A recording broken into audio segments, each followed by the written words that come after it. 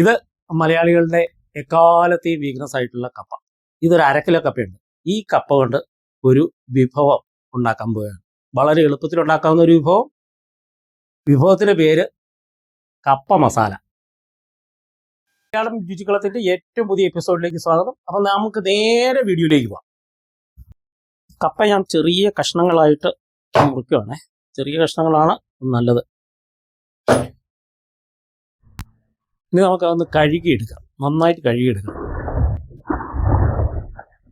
അപ്പോൾ കപ്പയ്ക്കുള്ള വെള്ളം ആദ്യം നമ്മൾ തിളയ്ക്കാൻ വെക്കുവാണേ.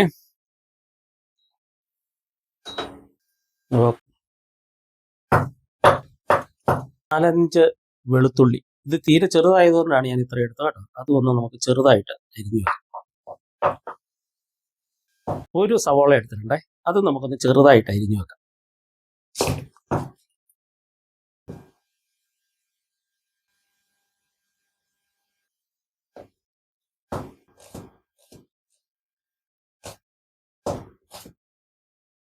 നമ്മുടെ വെള്ളം നന്നായിട്ട് തിളച്ചിട്ടുണ്ട് കേട്ടോ.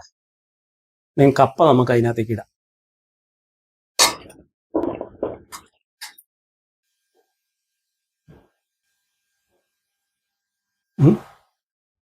ഇത് ഉപ്പ്, ലേശം ഉപ്പിടുക കേട്ടോ, അധികം വേണ്ട. കുറച്ച് ആവശ്യത്തിന് ഉപ്പ്.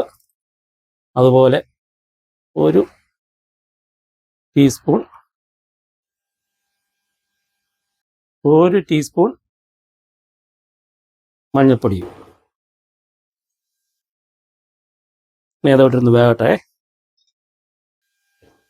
ഈ മസാലക്കപ്പയ്ക്ക് ഉണ്ടല്ലോ, നല്ല ടേസ്റ്റ് കിട്ടാനായിട്ട് 2 തേങ്ങാ കൊത്തോട് ഇട്ട് കഴിഞ്ഞാൽ വളരെ ടേസ്റ്റ് ആയിരിക്കും. അപ്പം നമ്മളൊരു ചെറിയ പീസ് തേങ്ങ ഇങ്ങനെ കൊത്തി അരിഞ്ഞ് എടുക്കുന്നുണ്ട്.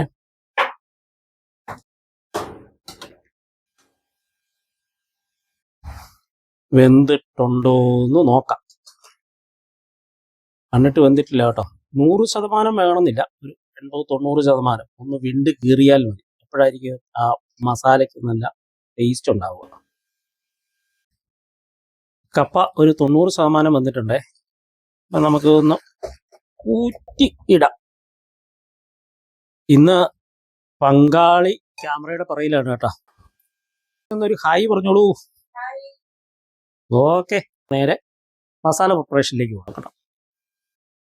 പാൻ നമുക്ക് സ്റ്റൗവിൽ വെക്കാം. ഓൺ ചെയ്യാം. പാനൊന്ന് ചൂടാകട്ടെ.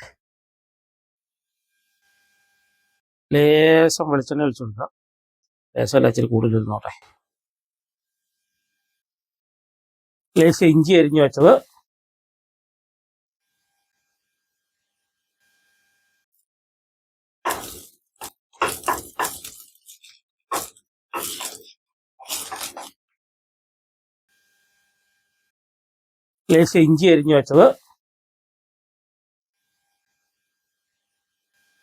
തേങ്ങാക്കൊത്ത്,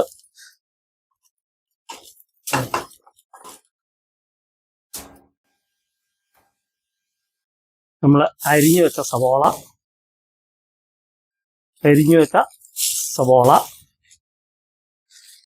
ഇനി ഒന്നൊരു ചെറിയ ഇതാകുന്നത് വരെ നമുക്ക് ചൂട് കുറച്ച് വെക്കാം.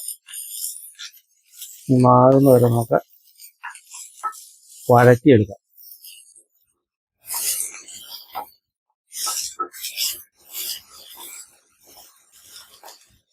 ആകുന്നത് വരെ നമുക്കൊന്ന് വഴറ്റിയെടുക്കാം കേട്ടോ.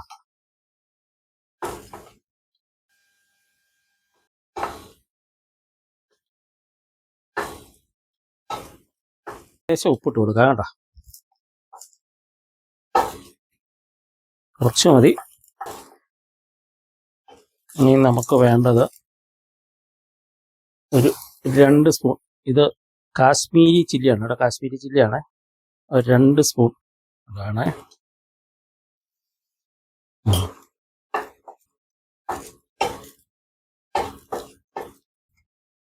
ലേശം വെള്ളം ഒഴിച്ചു കൊടുക്കാം കേട്ടോ. ഞാൻ കപ്പ നമ്മളെ ഒന്ന് കളർ പിടിച്ച് വരാൻ വേണ്ടിയിട്ടാണിത്.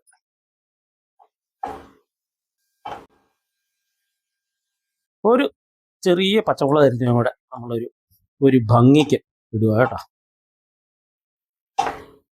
അപ്പം ഇതൊരു ലേശം വറ്റിക്കോട്ടെ കേട്ടോ. കപ്പയ്ക്കുള്ള മസാല, അല്ലെങ്കിൽ മസാലയുടെ ഗ്രേവി നല്ല മണമൊക്കെ വരുന്നുണ്ട്, നല്ല ഭംഗിയായിട്ടുണ്ട് കണ്ടിട്ട്. നിങ്ങളിത് ഉണ്ടാക്കി നോക്കിയിട്ടൊരു അഭിപ്രായം കമൻ്റായിട്ട് രേഖപ്പെടുത്തണേ. വേവിച്ച് വെച്ച കപ്പയുണ്ടല്ലോ, കപ്പ നമുക്ക് ഈ മസാലയ്ക്കകത്തേക്ക് ഇടാം. ഒന്ന് ഇളക്കി വാരിയെടുക്കാം.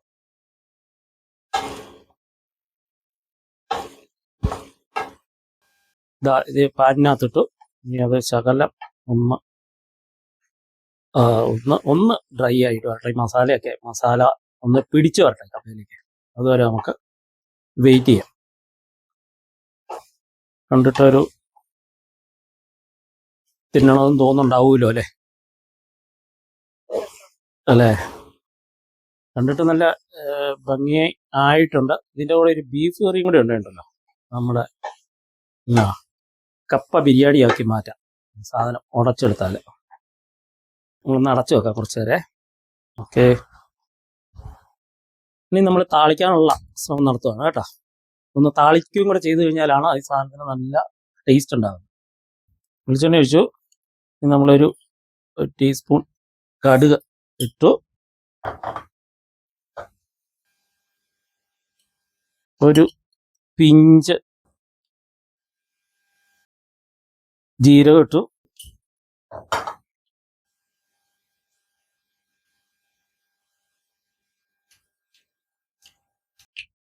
ഒരു വറ്റൽമുളക്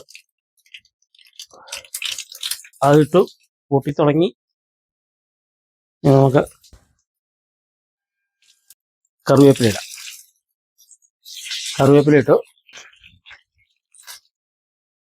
താളിക്കാനുള്ള സംഗതി റെഡി ആയിട്ടുണ്ട്. എണ്ണ കടുകൊക്കെ പൊട്ടി നല്ല ഭംഗിയായിട്ടുണ്ട്.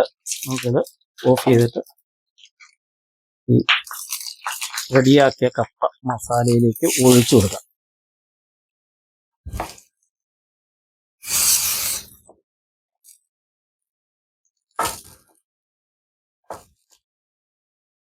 നമ്മുടെ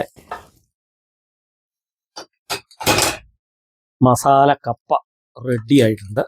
ഇനി ഇത് ഇങ്ങനെ കണ്ടാൽ കാണുന്നതിനേക്കാളും നല്ല ഭംഗിയായിട്ട് നമുക്ക് ഡെക്കറേറ്റ് ചെയ്ത് ഇതിനെ കഴിക്കുകയും ചെയ്യാം. നമുക്ക് വേറൊരു പാത്രത്തിലേക്ക് മാറ്റാം.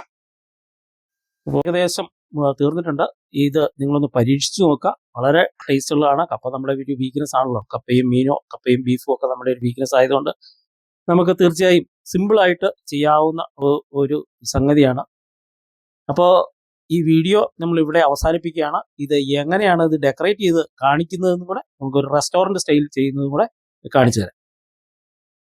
അപ്പോൾ നമ്മുടെ മസാല കപ്പ അല്ലെങ്കിൽ കപ്പ മസാല റെഡി ആയിട്ടുണ്ട് കേട്ടോ. ഇനി ഒന്ന് ഭംഗിയാക്കാം, കണ്ണിനൊരു കുളിർമയാകാനായിട്ട് നമുക്ക് അരിഞ്ഞു വെച്ചിരിക്കുന്ന ഒരു സവോള പീസ് ഇതിൽ പുറത്ത് ഇങ്ങനെ ഇടുക. ഒരു കറിവേപ്പില കൂടെ ഇങ്ങനെ വെച്ച് കഴിഞ്ഞാൽ കാണുമ്പോൾ തന്നെ നമുക്ക് കൊതി വരും അല്ലേ? ഉണ്ടല്ലോ, നിങ്ങളൊന്ന് വീട്ടിൽ പരീക്ഷിച്ച് നോക്കിയിട്ട് നിങ്ങളുടെ അഭിപ്രായം കമൻ്റായിട്ട് ഒന്ന് രേഖപ്പെടുത്തുക.